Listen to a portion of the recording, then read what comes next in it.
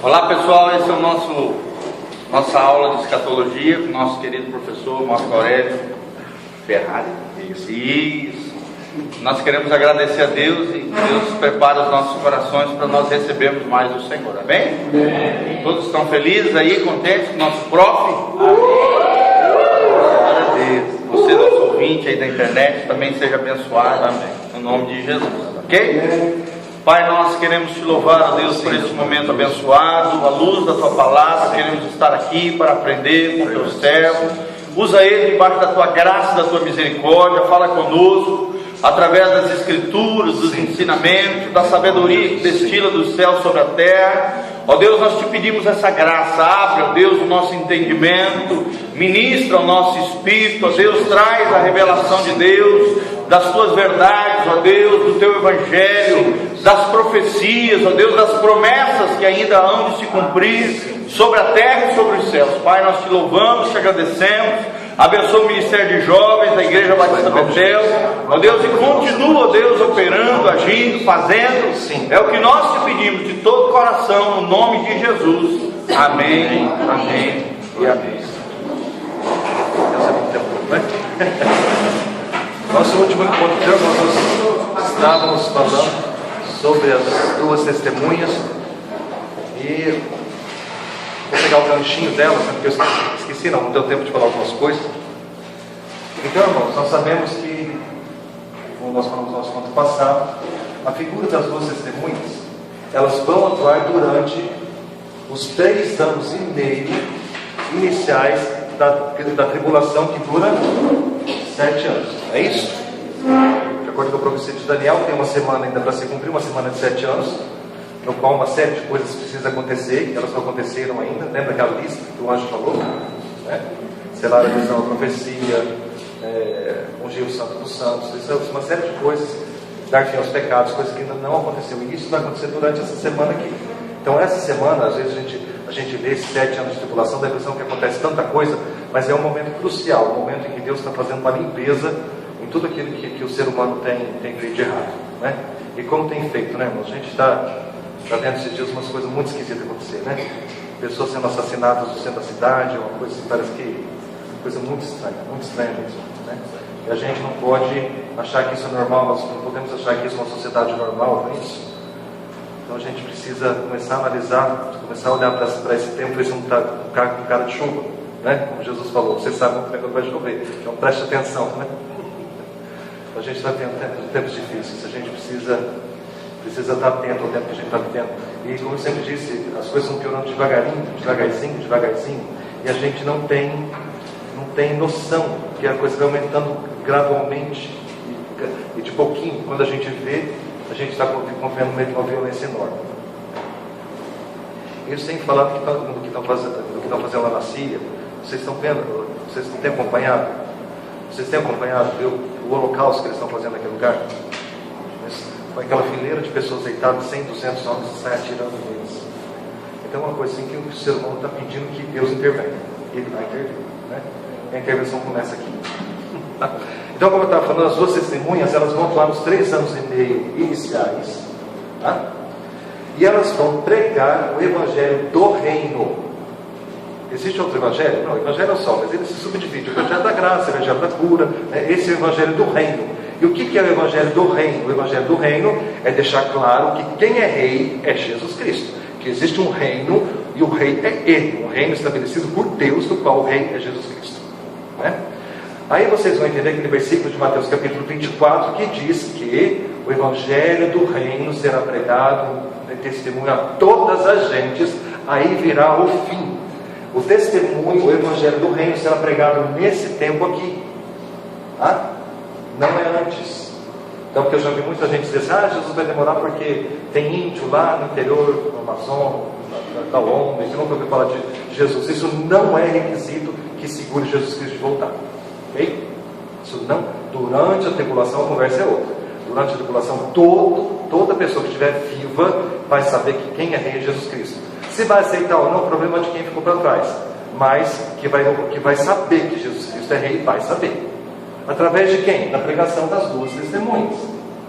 Essas duas testemunhas, elas surgem no cenário mundial são 2 homens, profetas em Israel. Então são 2 homens, não espere que sejam os 2 seres angelicais, não, são 2 homens comuns, tá? E eles vão pregar o evangelho do reino, o evangelho de Cristo, o evangelho, a gente pode dizer de evangelho da salvação, porque a igreja já foi, a igreja já foi, né? O evangelho da salvação, da graça, já foi. E isso para quem acredita que a igreja é levada antes, tá? Para os pré-tribulacionistas. Então isso é um ponto a favor dos pré-tribulacionistas, tá? As testemunhas funcionariam como aquele que está no lugar de alguém o que é uma testemunha? Uma testemunha é uma pessoa que viu, presenciou, e a pessoa que foi vítima, enfim, não está aqui, ou a pessoa que interessada não está aqui para contar a história, então tem uma testemunha que conta no lugar dela, não é isso? Né? Então, mais um ponto a favor dos pré-tribulacionistas, que dizem que a igreja não vai estar mais aqui pregando a palavra, então aparecem esses 2 seres que vão pregar. Ok? Com a pregação desses 2 seres, né, desses 2 homens, 144 mil judeus se convertem. 144 mil, né? É o número que Deus estabeleceu, 12 mil de cada tribo. Da tribo de Judá 12 mil, da tribo de Levi 12 mil, enfim. Vão se converter. Não significa que eles vão fazer parte de um clube de 144 mil, não significa isso. Significa que esparramados pelo mundo existirão 144 mil judeus que ouviram a pregação das 2 testemunhas, se converteram, ou seja, aceitaram o Senhor Jesus Cristo como Salvador. Eles sabem que Jesus Cristo é o Rei, e eles vão ajudar as 2 testemunhas a fazer esse serviço todo, tá? Isso é bastante interessante, irmãos, porque se a gente pudesse imaginar o que teria acontecido se o judeu não tivesse aceitado, não tivesse recusado Jesus Cristo, tá? Sempre deixando bem claro que o que levou Jesus Cristo à cruz foram os nossos pecados, não foi a decisão do povo judeu, mas vamos supor que o povo judeu tivesse aceitado Jesus Cristo como Senhor e Salvador, ok? Todos os judeus se convertendo. Naquela época, 2000 e poucos anos atrás, o judeu se converteria, presta atenção, o judeu se converteria, Jesus Cristo não iria para a cruz, Jesus Cristo reinaria na terra, tá? E o evangelho seria pregado por todo o povo judeu, única e exclusivamente pelos judeus, porque o mundo seria limpo pela palavra através das mãos dos judeus, tá? Os judeus não quis, e Deus falou assim: não quer, não tem problema, eu faço a minha igreja, que era o plano, né? Seria o judeu formar a grande igreja. Eles não quiseram fazer esse trabalho maravilhoso, preferiram crucificar o grande Messias, o Messias que eles estão esperando até hoje. E Deus falou assim: não tem problema, a minha igreja se faz sozinha. Né? Isso é mais glorioso ainda, esse mistério é mais lindo ainda, porque a igreja se faz sozinha. Vocês aprendem, daqui a pouco vocês estão ensinando. Um dia eu aprendi, agora estou ensinando, e assim vai ser com vocês. Né? Foi dado uma promessa para mim, que aqueles que ensinassem ensinariam muita gente. Então, vocês se preparem.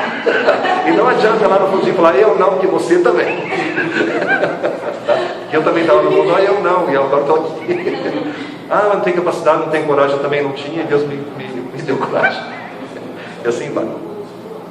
Então, irmãos, esse evangelho do reino, né, que, deixando agora a igreja de lado, enfim, esse evangelho do reino que vai ser pregado durante a tribulação, não a grande tribulação, mas durante a tribulação, vai ser a encargo dessas 2 testemunhas e desses 144 mil judeus. Esses 144 mil judeus, né, que se faz muita confusão, dizendo que é uma igreja tal, é isso, aquilo, né? 144 mil judeus, eles têm que ser judeus, porque tem que ter sangue judeu. Não sei se necessariamente ter nascido em Israel, mas sangue judeu 100%. Tem que ser homens, tem que ser virgens, tá? Enfim. E então eles vão fazer esse serviço durante esses 3 anos e meio. Terminado esses 3 anos e meio, muito provavelmente eles vão ser mortos como aqueles que aceitaram Jesus Cristo vão ser também, tá? Eles não vão fugir à regra. Não acredito que eles vão ser uma classe de especial, enfim, tá? As 2 testemunhas, elas vão pregar durante 3 anos e meio. Ninguém vai poder encostar nelas. Elas vão poder fazer grandes milagres, grandes prodígios, e o anticristo não vai poder encostar nelas durante os 3 anos e meio, durante os anos da sua pregação. Mas, terminados os 3 anos e meio, o anticristo vai pegar as 2, vai crucificar as duas, e Apocalipse 11 fala que serão crucificados aonde o seu mestre foi crucificado também. Então acredita-se que eles sejam crucificados, a morte deles seja por cruz, e vão ser colocados em Jerusalém, que espiritualmente se chama Sodoma e Gomorra. É assim que a Bíblia descreve. A grande cidade que espiritualmente se chama Sodoma e Gomorra, ou seja, está totalmente corrompida. O que vai acontecer? A Bíblia fala que eles vão ficar na cruz, ou vão ficar mortos na praça 3 dias e meio. Estou fazendo uma recapitulação para quem não esteve. 3 dias e meio. Por que 3 dias e meio? O anticristo não vai deixar tirar da cruz 3 dias e meio. Porque corre, né, no tempo de Jesus, corria um boato que quando Jesus foi tirado da cruz, o corpo dele foi roubado, né? Claro, alguém roubou, né? Sumiu, não está lá? Não, então alguém roubou, né? Essa foi a grande mentira que o Romano contou, e se esparramou isso daí.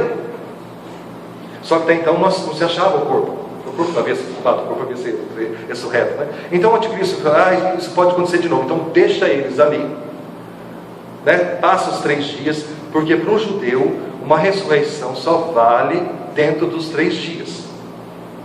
E as 2 testemunhas, na pregação deles, eles diziam que eles ressuscitariam como Jesus ressuscitou, porque para o judeu a ressurreição é um ponto crucial. Então eles falam assim: olha, o nosso mestre, que foi crucificado 2000 anos atrás aqui em Jerusalém, ele sim é Messias, ele sim é o Messias, o sangue dele sim tem poder, e do mesmo jeito que ele ressuscitou, nós vamos ressuscitar também. Então é essa mensagem que eles vão passar para o judeu. Se pegar a gente ressuscita, para vocês verem que a gente está falando a verdade. Ótimo. Só que como eu falei para vocês, uma ressurreição para os judeus só vai dentro de 3 dias. Então o anticristo fala, deixa 3 dias e meio, daí tira. Só que passados os 3 dias, as 2 testemunhas ressuscitam na frente de todo mundo, na frente de todo judeu, né? Imagina Jerusalém todinha, porque aqueles 2 são 2 pessoas. Você vai falar, mas vai estar morrendo muita gente, por que eles vão prestar atenção nessas 2? Vão prestar atenção nessas 2 porque essas 2 são 2 pedras no sapato de todo mundo, do mundo inteiro. Por que isso? Porque o anticristo vai dizer X e eles vão dizer Y, né? O mundo vai dizer X e só as 2 e os poucos vão dizer Y. Ou seja, o anticristo vai dizer eu sou o Messias, e elas vão dizer não é, ele é o capeta.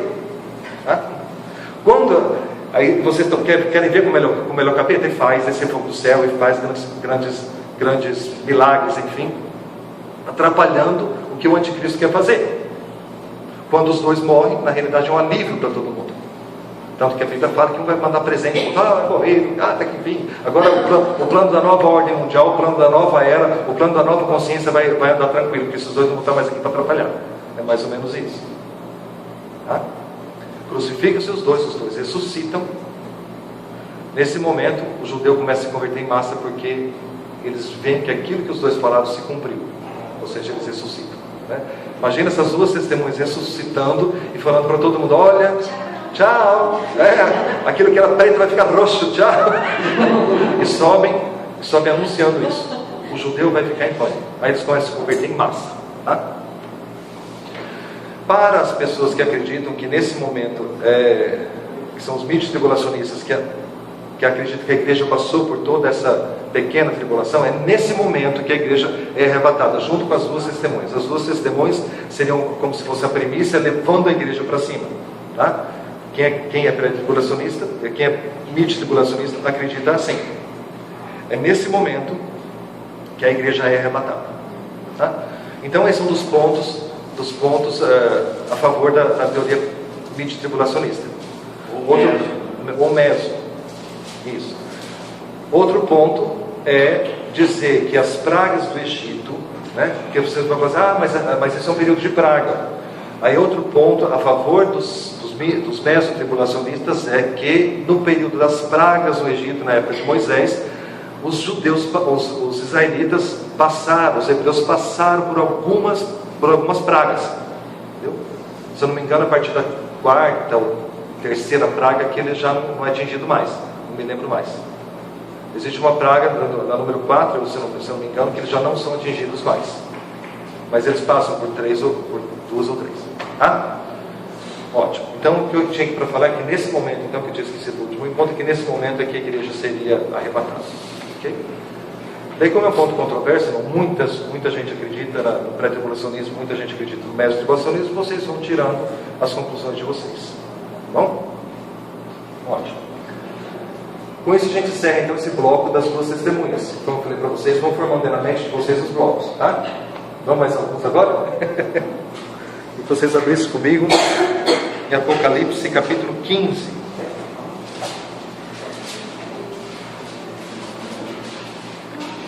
Então, como eu falei para vocês, irmãos, os juízos de Deus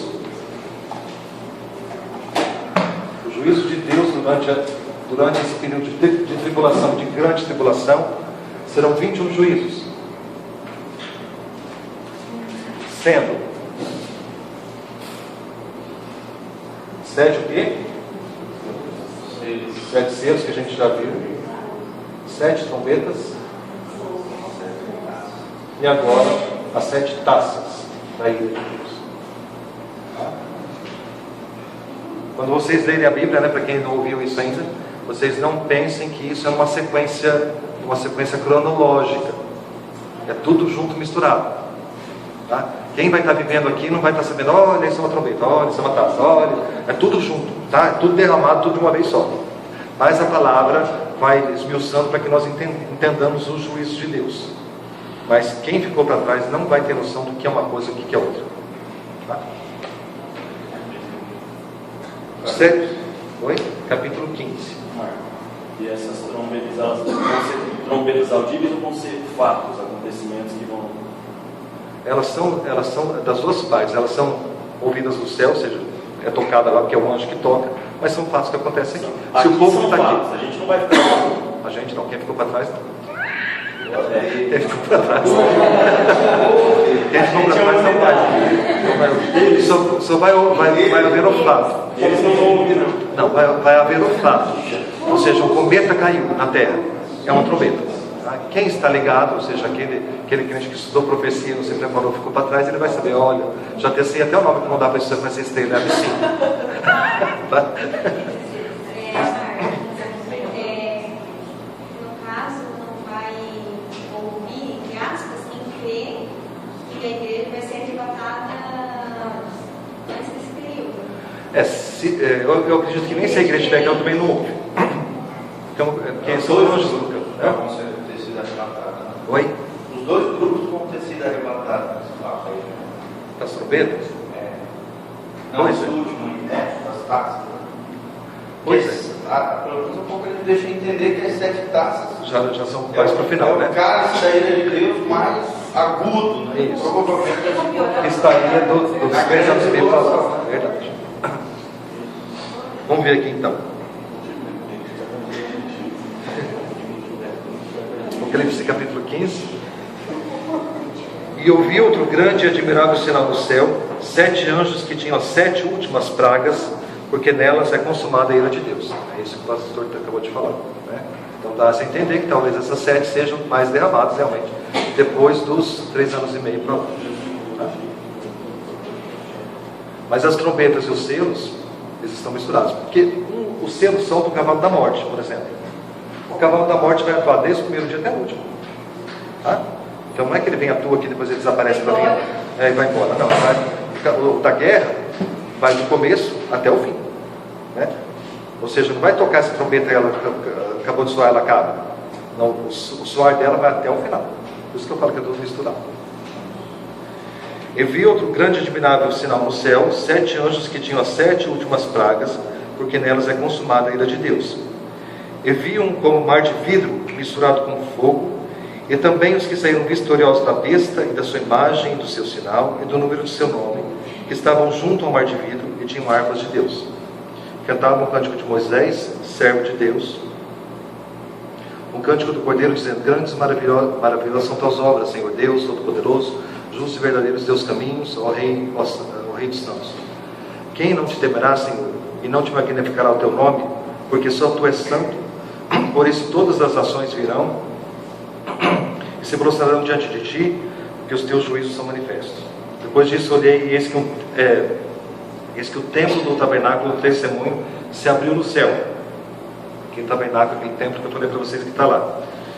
Os 7 anjos que tinham 7 pragas saíram do templo vestidos de linho puro, resplandecente, cingindo seus cintos com ouro pelo peito. E um dos 4 animais deu aos 7 anjos salvas de ouro cheias da ira de Deus, que vive para todo sempre. Então esses animais são os 4 evangelhos, como eu falei para vocês. E o templo encheu-se de fumaça da glória de Deus, seu poder, e ninguém podia entrar no templo até que se consumasse as 7 pragas dos 7 anjos. Eu ouvi vindo do templo uma grande voz que dizia aos 7 anjos: ide e derramai sobre a terra as 7 taças da ira de Deus. Foi o primeiro e derramou sua taça sobre a terra, e fez uma chaga má e maligna nos homens que tinham o sinal da besta e que adoravam a sua imagem. Ok? Então, irmãos, nesse momento que essa taça é derramada, as pessoas já estão marcadas com o número da besta. Ok? Ah, irmãos, eu sei que a gente falando tudo isso às vezes pode passar pela sua cabeça, mas nossa, tanta coisa esquisita, tanta coisa diferente, né? Viajando. Não se esqueçam que nesse momento o Espírito Santo não vai estar mais aqui e qualquer coisa é possível. A operação do erro está em andamento. Okay? Os seres humanos não quiseram o amor de Jesus Cristo, irmãos, e aí você imagina, quando a gente não quer o amor de Cristo, a gente tem o quê? Não é? A gente não tem noção do tamanho do buraco que a humanidade está. Ou seja, a gente tem que estar na arca. A gente está na arca porque a gente não tem o tamanho, a gente não tem noção do tamanho, da profundidade desse oceano que é. Sai da arca então, vai. Você acha que você vai nadar livremente pelas águas? Não, vai afundar no mais profundo abismo. Por isso que Jesus Cristo é o símbolo da arca. É uma arca de um riozinho? Não, uma arca de um oceano inundado. Então é um abismo profundo que tem. Tá? Imagina a hora que essa arca já chegou no lugar que ela tem que chegar, que ela já avisou quem ela tinha que avisar. Então o abismo vai tomar conta. Tá? Não do jeito que o homem imagina, nos filmes de terror, nos filmes de ficção, né? I Am the Legend, lá com o Will Smith, enfim, né? Fica imaginando um mundo apocalíptico. Aquele mundo apocalíptico, qualquer filme possa imaginar, Blade Runner, sei lá, é fichinha perto do que vai ser. É porque todo filme apocalíptico ainda tem um pouquinho, querendo ou não, se vocês procurarem, tem um pouquinho de Espírito Santo atuando ainda, né? Will Smith que guardou uma Bíblia no coração, ele escreveu ela todo dia, né? O Galete, não é isso? Balé. É ruim. Você imagina então, oi? O livro de Eli. Acho que eu estou confundindo, né? The Legend com o livro de Eli. Eu estou confundindo. The Legend, ele fica sozinho, enfim, as criaturas querem matar ele. O livro de Eli que é isso. Mas todos os filmes eles remetem assim, tem uma esperança. Tem uma esperança, exatamente. Exatamente. Da momento você morrer. Exatamente, mais. Resumiu bem. A esperança de quem ficou para trás é morrer. E o ser humano quer morrer nunca, né?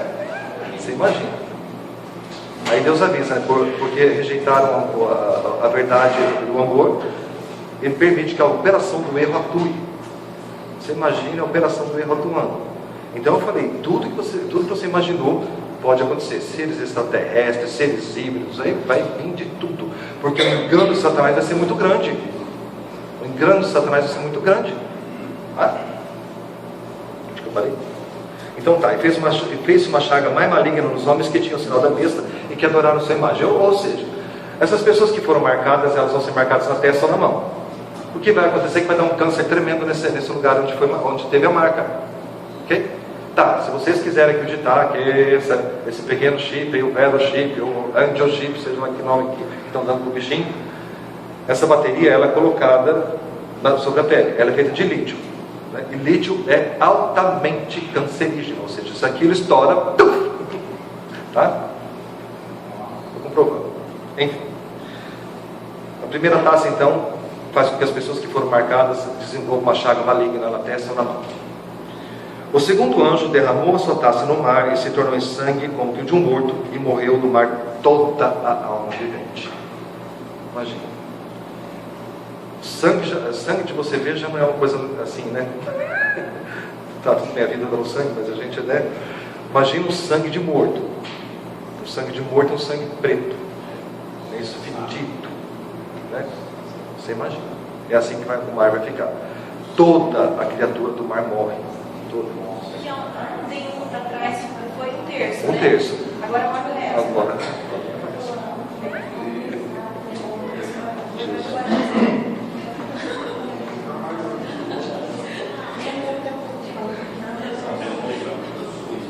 Aí então você junta com aqueles que foram vestidos de branco, não foi?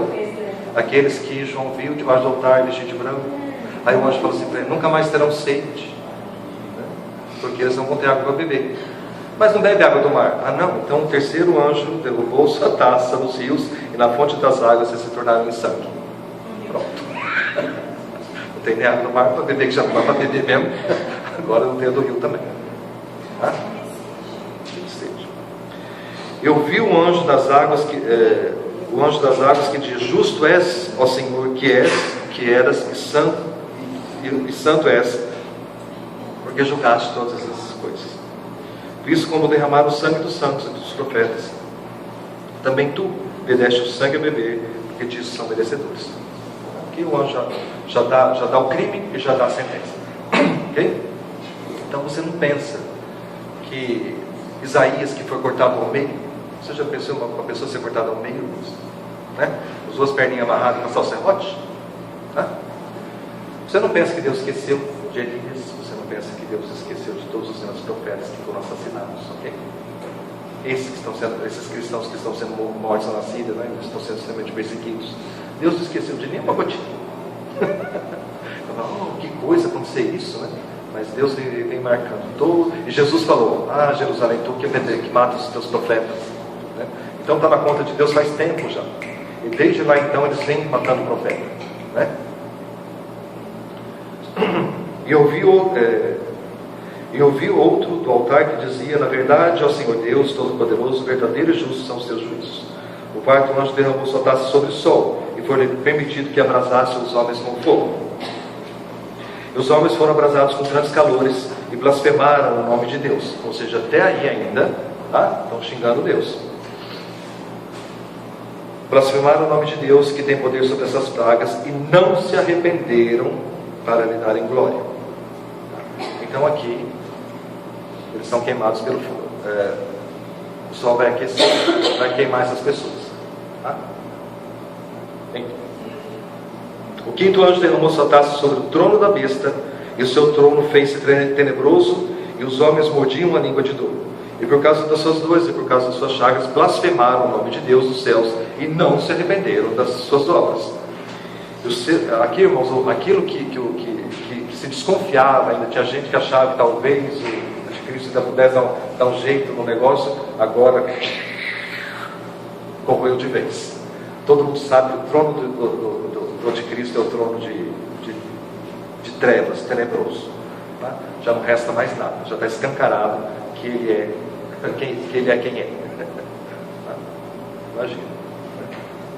Imagina aquelas cenas, né? Vocês já viram aqui, quando o cenário se transforma numa coisa bonita, é algo tenebroso assim nos filmes, vai ser daquele jeito, né? Não que fosse bonito, mas aí já se tem a consciência de que o reino do anticristo realmente é um reino de trevas. Eu tinha ideia de que a grande situação seria ações do anticristo, que ele que ia fazer coisas horríveis. Mas no caso é tudo a ira de Deus. Tudo que vai acontecer com o povo, ele mesmo não vai fazer nada. Ele vai fazer no sentido de quando ele vai começar a perseguir os cristãos. Vamos chamar de cristãos, aquelas pessoas que ficaram para trás e não negaram o nome de Cristo. Ele vai fazer. Então a perseguição vai ser por conta dele. Só. Você já imaginou quanta gente ele vai matar? Um monte. Né? Vai ser um governo de trevas. Um governo de trevas. Trevoso. Então dos dois lados. Corrupção como nunca antes também. Além do juízo. O Espírito Santo vai estar aqui. Mas em relação aos acontecimentos, não vai ser ele que vai provocar, vai ser Deus. Mas os acontecimentos, sim. Essas pragas são de Deus. A ira é de Deus. Esse é o grande dia do Senhor, né? Começa, como eu falei, o grande dia do Senhor começa. Esse aqui, 7 anos, é o grande e terrível dia do Senhor. E Joel fala assim, vocês não peçam para que venha o grande dia do Senhor, porque é dia de trevas, é dia de dor e não de glória. Então, querido, então é isso que vai acontecer. Deus vai derramar a ira dele, mas o anticristo também vai agir malignamente, terrivelmente. Tá? Então o homem vai estar acuado dos dois lados. No começo não. No começo o anticristo vai se mostrar como Salvador, Deus derramando as pragas, mas ele ainda se mostra como eu arrumo tudo, não se preocupe. Tá? Quando ele se revelar, que ele vai exigir adoração, daí a perseguição começa. E Jesus fala, olha, o que eu posso falar para vocês é para vocês correrem. Corre, mas corre muito. Não desce nem para pegar a roupa que ficou na varanda, desce. Se você tiver no telhado, corre daí mesmo, né? Não pega nada, vai embora. Porque ele falou, vai começar uma perseguição tão grande, Jesus falando em Mateus 24, vai começar uma perseguição tão grande qual nunca houve, nem jamais haverá. E se não fosse abreviado aqueles dias por causa dos escolhidos, nenhuma carne se salvaria sobre a face da terra. Você imagina. Não é bom nem imaginar, né, irmã? Tá, cadê? Isso, versículo 12. E o sexto anjo derramou sua taça sobre o grande rio Eufrates, e sua água secou-se, para que se preparasse o caminho dos reis do Oriente. O que é isso?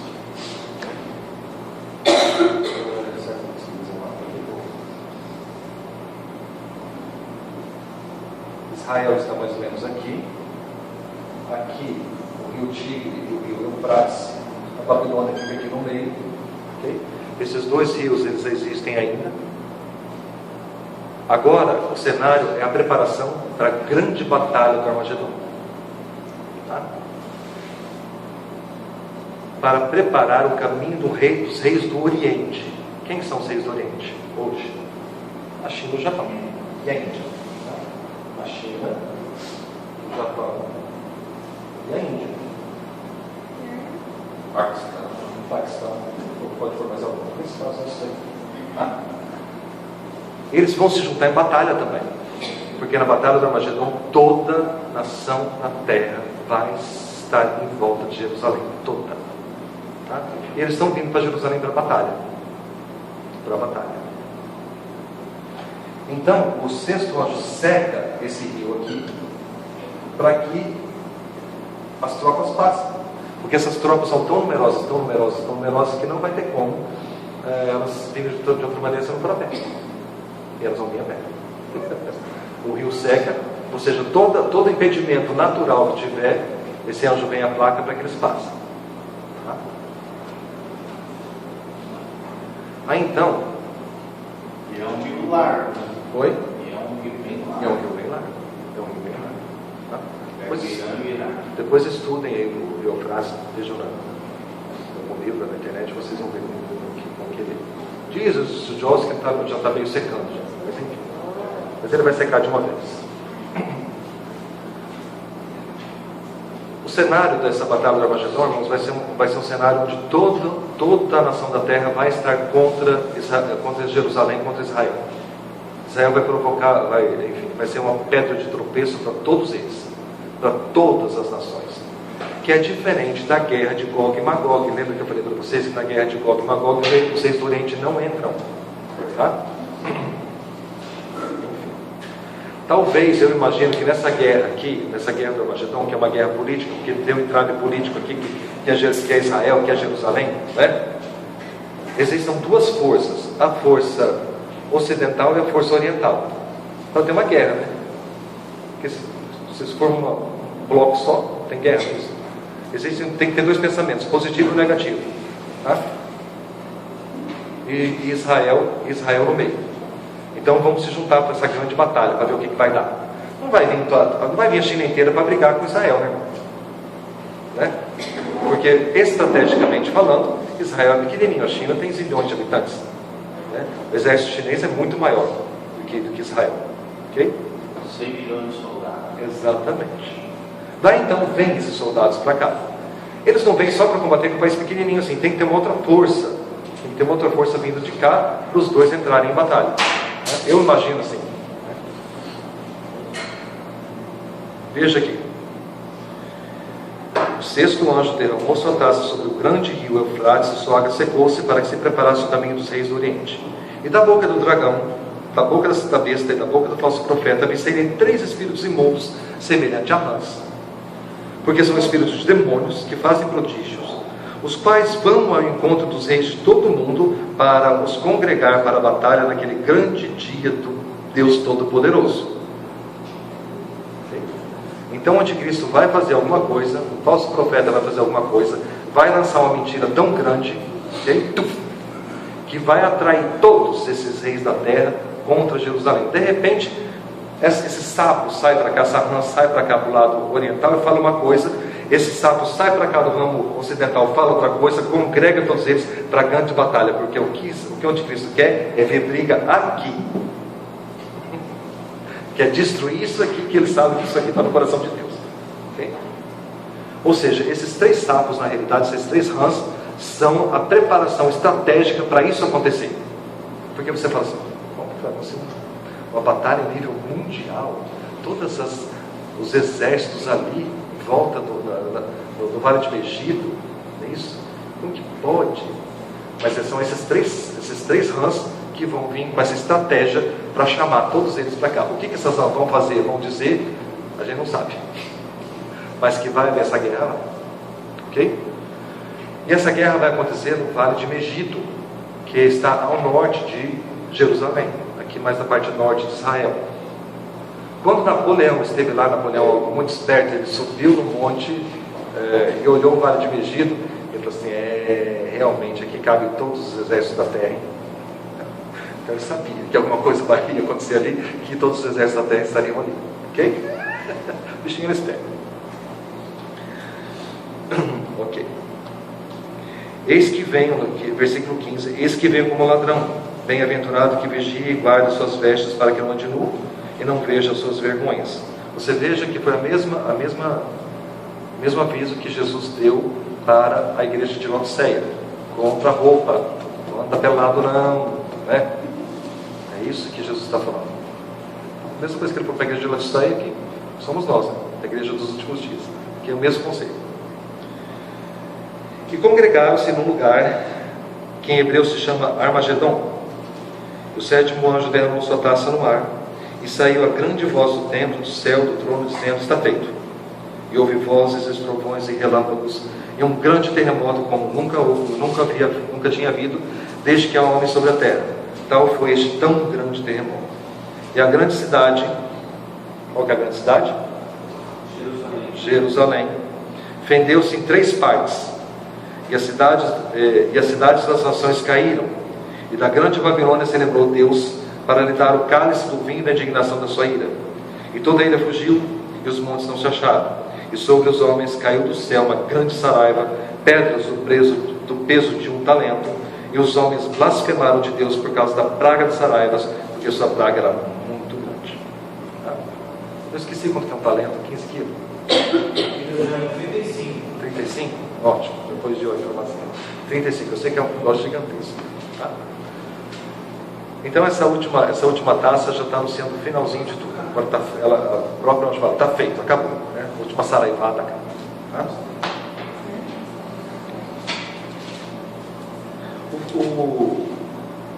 Pegando o gancho do capítulo 16, o capítulo 17 vai falar sobre a grande Babilônia, mas a gente vai falar sobre ela em outra ocasião, tá? Agora eu gostaria de falar para vocês mais um bloco, porque a gente viu o bloco do capítulo 11, as 2 testemunhas, que vocês já tiveram uma informação, ok? Guarda, né? Passa o tempo, passa para outra aula, ok? A outra, a mulher e o dragão, também você já tem esse bloco, passa para lá. Agora vamos para o capítulo 13, outro bloco que vocês vão formar para juntar com o capítulo 11 e capítulo 12, tá? Tá com saudade. Que bom. Aqui, irmãos, capítulo 12 vai explicar a ação do anticristo e do amiguinho dele.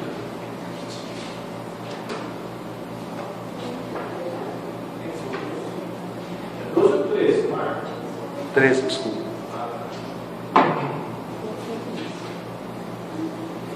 Nós teremos durante esse período 2 figuras, okay? 2 figuras. E o Apocalipse 13 vai explicar essas duas figuras, que é o anticristo e o falso profeta. São duas pessoas separadas.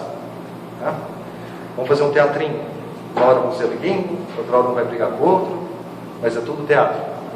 O anticristo, ele é um político, ok?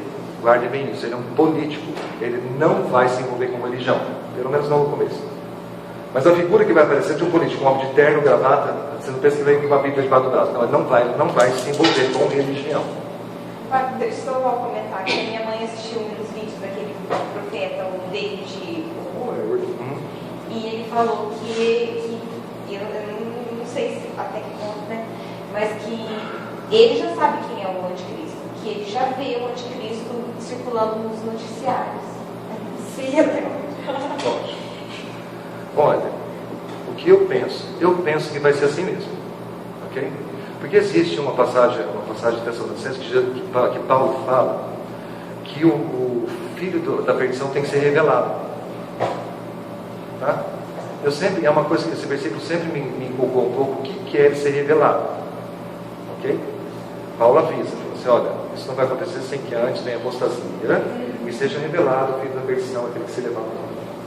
Então, Paulo avisa que antes de começar todas as coisas, duas coisas precisam acontecer. A apostasia, que não aconteceu ainda, não. A apostasia já está em franco andamento. A apostasia já está em franco andamento. Está galopante. E a apostasia, irmãos, é para a igreja, com letra minúscula. Tá? Apostasia é para a igreja, não é para o mundo. O mundo já está apostatado faz tempo. Uma apostasia, você pode vir para aquele que está achado, aquele que está perdido, está perdido. Então isso vai acontecer dentro da igreja. O que é uma apostasia? A apostasia é se afastar da verdade que a palavra tem. Okay? Se afasta daquilo. O homem começa a pôr enfeite, e quando vê, está longe da palavra. Então a gente precisa tomar muito cuidado com a igreja que nós estamos vivendo. Porque aqui, irmãos, eu já falei para vocês, não vou cansar de falar, vocês aqui na igreja, vocês têm um churrasco completo. É isso? Vocês reclamam, né? Vocês lá, os outros reclamam, né? O pastor demora muito a pregação, fica olhando o relógio, vocês não sabem, né? Tem hora de gente para orar o tempo inteiro, na salinha aqui, naquela sala da irmã Hilton, né? Já ficava aqui 24 horas para orar, e fazia fila aqui, quem quisesse, né? Falei, irmão Hilton, o senhor não vai almoçar? Não, tem gente para orar. Tinha gente para orar o tempo inteiro. Agora vocês imaginam lá fora, existe uma outra realidade de igreja, né? Quando se prega coisas que não existem. Eu vi uma igreja, vou falar o nome, lá em Londres, um dia eu vi, em que o pastor, ele atendia a pessoa por telefone, na televisão, ele atendia a pessoa por telefone, e a pessoa falava assim, pastor, não sei nem dizer de que país que é, eu estou com um problema seríssimo, meu comércio está muito mal, a gente não está vendendo nada, ok? E ele falava assim, olha, eu estou sentindo que é uma obra de feitiçaria, vamos ver se é mesmo. Como que é o seu nome? Dona Maria. Aí ele escrevia o nome da mulher num papelzinho, jogava dentro de uma taça com água, eu vi, ninguém me contou, eu vi. Ele falou assim, olha, o papelzinho não afundou, realmente é feitiçaria. Eu vi, pastor, da igreja evangélica, e era. Tá? Daí então, ele pedia para que a Dona Maria fosse lá na sede. Lá na sede ela levasse uma toalha branca e um sabonete branco. Com essa toalha, com esse sabonete, ela tomaria banho 3 dias, para depois participar do grande culto de libertação. Era feitiçaria mesmo. Total. Né? Então, irmãos, aí fala, não, isso é tática, porque esse povo é extremamente idólatra,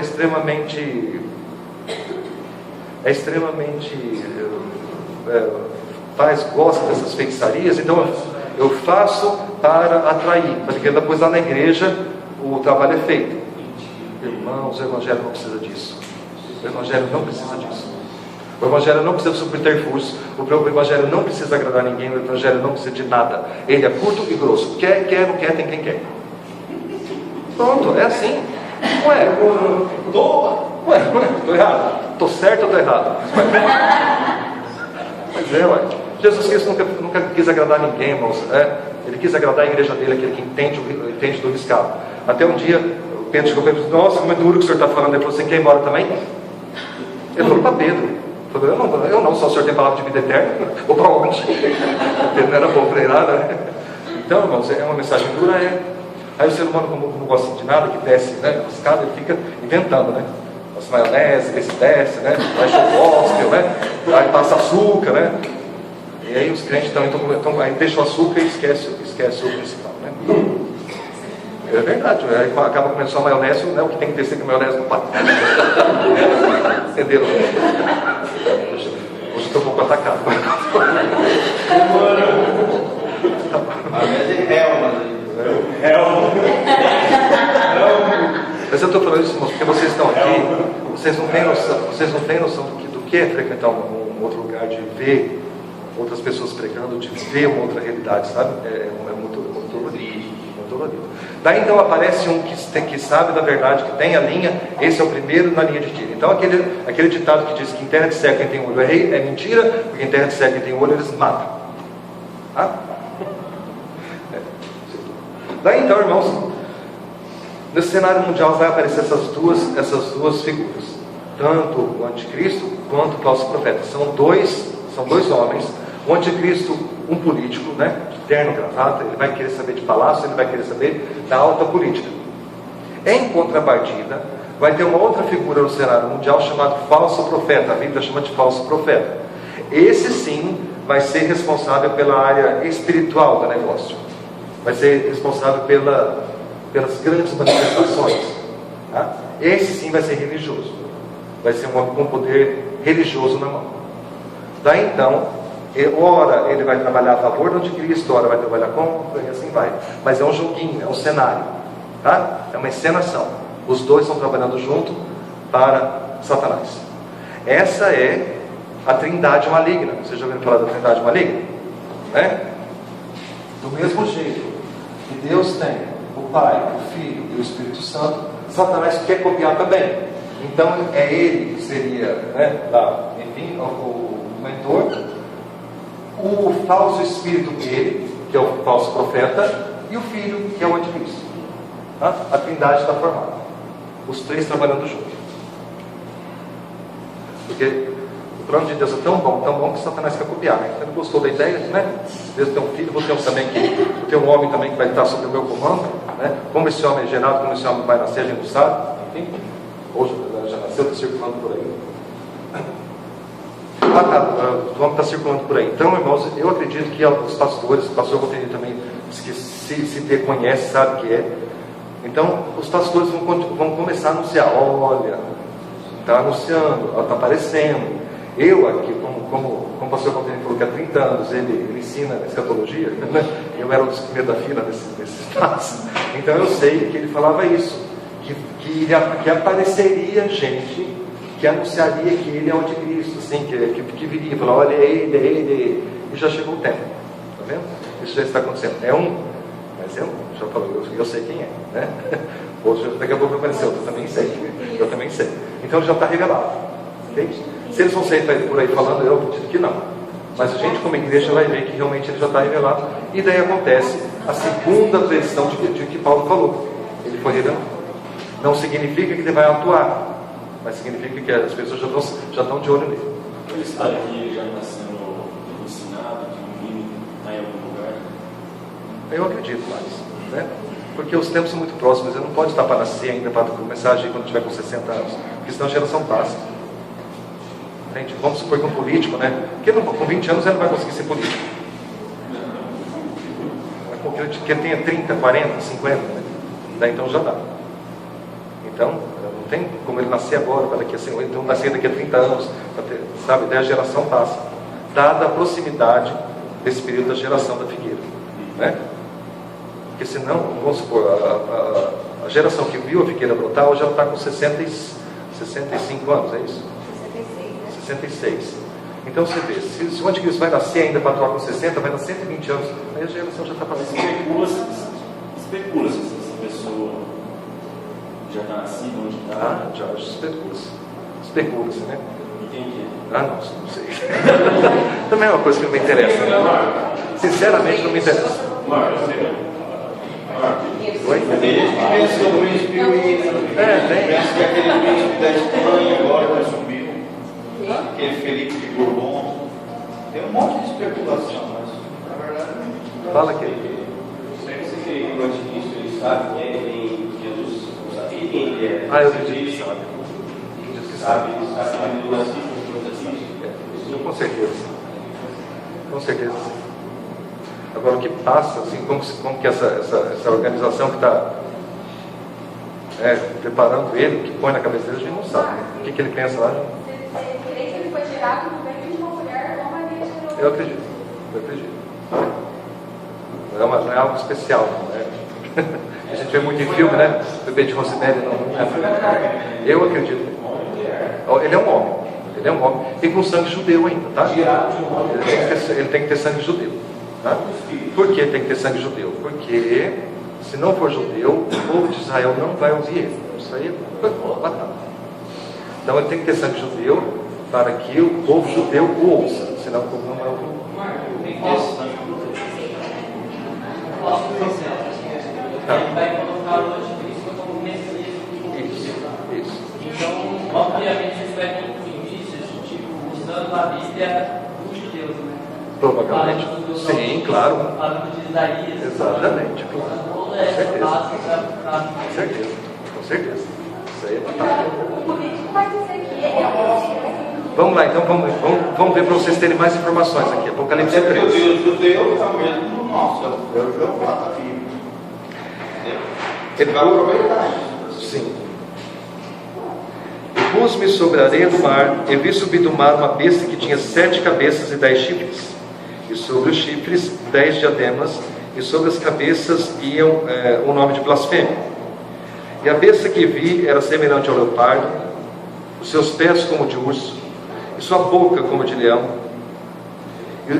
E o dragão lhe deu seu poder e seu trono e grande poderio. Então, como que é esse dragão? Ele tem o quê? 7 cabeças e 10 chifres, ok? 7 cabeças. Essas 7 cabeças, irmãos, são 7 grandes impérios que esse mundo já viu. Porque tudo está centrado na figura do homem, ok? Que é o homem, né? A humanidade. Então essa humanidade já viu surgir 7 grandes impérios. O Egito, posso errar nenhuma, né?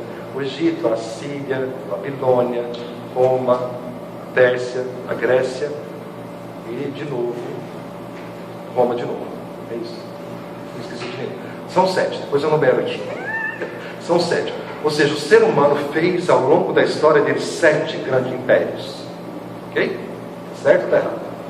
Desses impérios, ou seja, que o homem fez, que passaram ao longo da história do homem, vai ser 10 chifres, que são os 10 países que vão estar reinando, aonde o anticristo vai sair. Então, você vê que Deus faz um caldo, desde lá de Adão e Eva, vai puxando tudo aquilo que o homem já fez. Olha o que o homem já fez. Ele já fez a Assíria, já fez o Egito, já fez Roma, já fez Grécia, né? Já fez Babilônia. São cabeças, né? São cabeças.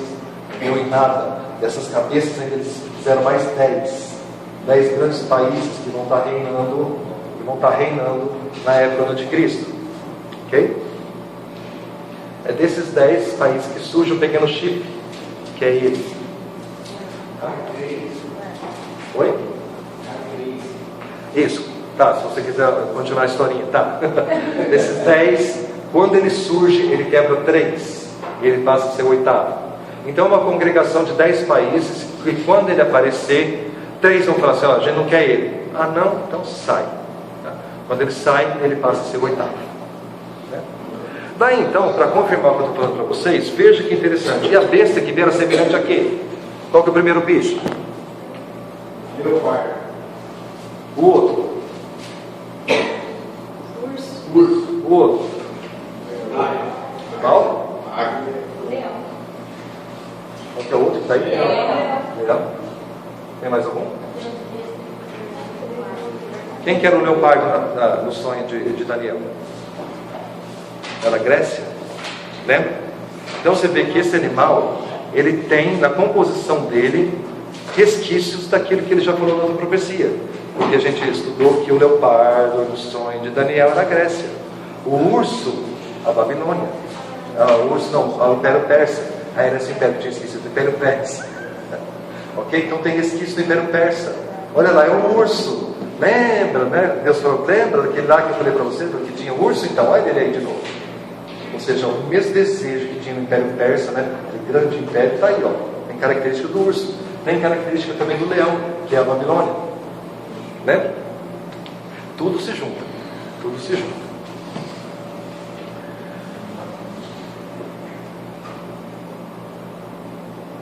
E viu uma de suas cabeças com um ferido de morte, e sua chaga mortal fora curada, e toda a terra se maravilhou após a besta. E adoraram o dragão, que deu à besta o seu poder, e adoraram a besta, dizendo: quem é semelhante à besta? Quem poderá batalhar contra ela? E foi-lhe dado uma boca para proferir grandes coisas e blasfêmias, e deu-lhe poder para continuar por 42 meses. Quanto dará 42 meses? 3 anos e meio. E abriu a boca em blasfêmias contra Deus, para blasfemar do seu nome, e do seu tabernáculo, e dos que habitam no céu. E foi-lhe permitido fazer guerra aos santos e vencê-los. E deu poder sobre toda a tribo e língua e nação, e adoraram todos que habitam sobre a terra, esses cujo nome não estão escritos no livro do Cordeiro, que foi morto desde a fundação do mundo. Então, fazendo parênteses, essa informação é aquilo que eu falei para vocês lá nas primeiras aulas, que Jesus, antes de que o mundo fosse mundo, ele já havia aceitado morrer na cruz. Okay? Então o Cordeiro foi morto antes da fundação do mundo. Aqui o Apocalipse deixa bem claro isso. Quem são esses santos? Que eram os santos vencidos? Pois é, que ficaram para trás. Que ficaram para trás, né? Esses que santo é separado. Então, essa turma que ficou para trás, esses aqui são separados. O que eu faço? O que Deus permitiu? Permitiu fazer guerra com eles e vencer eles. Que é isso que vai fazer. Tá? Você vê que não se morrer por causa do reino. Por causa do reino. Isso só confirma aquilo que a gente já tem falado, né? Que a pessoa que ficou para trás vai morrer. Tá? Você veja que ela surge da onde, irmão? E pus-me sobre a areia do mar, e vi subir do mar uma besta que tinha 7 cabeças e 10 chifres. Então ela sobe do mar. O que é o mar? O mar, em outro texto do Apocalipse, o anjo vai deixar claro que o mar são situações, são povos agitados. Ok? Então na agitação desse povo surge ela. Aí ela vem com todo o poder. Então é no momento que os povos vão estar muito agitados. Muito. Por isso que a gente junta aqui com a profecia de Gog e Magog, que é um momento muito propício para aparecer, porque realmente nesse momento os povos vão estar bastante agitados. É um momento propício para ele aparecer, porque é o medo de uma terceira guerra mundial, que não é essa guerra mundial dos Reis do Oriente, tá? É aquele de Gog e Magog que eu falei para vocês. Está ficando confuso? Então os povos agitados, então surge esse negócio esquisito, tá? Com essa boca que fala grandes coisas e fala mal de Deus e fala e vem falando, e é dado poder para ele ainda para pegar os santos, matar os santos e vencer, tá? Foi-lhe permitido fazer guerra e vencê-los, aos santos e vencê-los, e deu poder sobre toda a tribo e língua e nação, e adoraram todos aqueles que habitam a terra, esses cujos nomes não estão escritos no livro da vida do Cordeiro. Se alguém tem ouvidos para ouvir, ouça. Se alguém levar em cativeiro irá. Se alguém matar a espada, é necessário que a espada seja morta. Aqui está a paciência e a fé dos santos. A besta que subiu da terra, agora aqui é outra, né? Aqui é um desenho, né? Esse é o anticristo, e agora é outro. Esse aqui é o falso profeta. E vi subir da terra outra besta. Besta aqui, irmão, se a gente for traduzir bem do grego, é tério. Tério significa fera, tá? Uma coisa feroz, carregada de ferocidade. Então, vi subir da terra essa fera que tinha 2 chifres semelhante aos de um cordeiro, mas falava como um dragão. Então o que é um cordeiro? Cordeiro é uma coisa mansa, mas a gente vai falando, quando vê, está falando igual um dragão. Ou seja, 2 chifres ele tinha. 2. O que é esse chifre? Esse chifre nesse homem, que são 2 poderes. Que chifre sempre foi sinal de poder. Ok? Tem até representações. Sabe aquele Moisés de Michelangelo? Que ele esculpiu?